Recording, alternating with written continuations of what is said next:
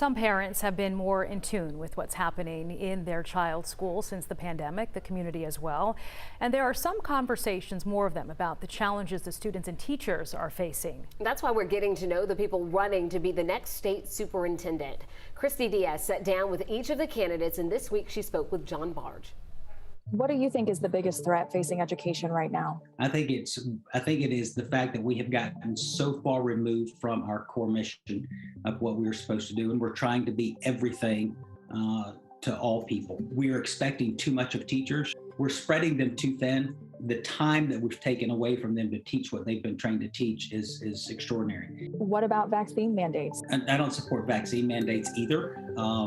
I think that there are a number of vaccines that are very effective in what they prevent, especially polio and those types of things. I don't believe in a vaccine mandate for COVID.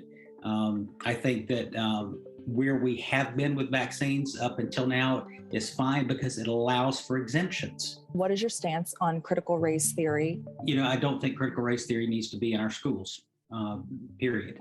I think that critical race theory is an affront to Martin Luther King and his dream of that his children would one day be judged by the content of their character and not the color of their skin.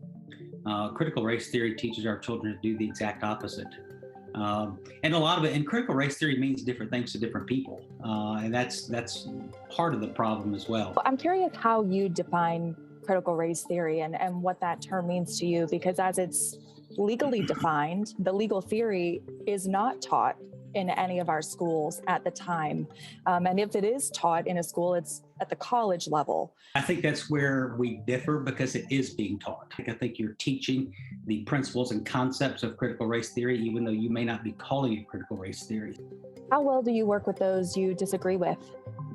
I always work well with folks I disagree with. I mean, that's part of what we've lost in our society is the ability to disagree and to continue to work together. What would you say to critics who say you've been superintendent before, you've been a local superintendent, but time for some fresh new blood and new ideas? Look at the results. And are you willing in this time, are you willing to gamble on an unproven person that has no experience in education whatsoever to lead education in this controversial time? And that was just a small snippet of that conversation that ranged from teacher burnout to budgets. You can watch the full interview on our website, 11alive.com. And next week, you'll hear from Dr. Jahal Howard.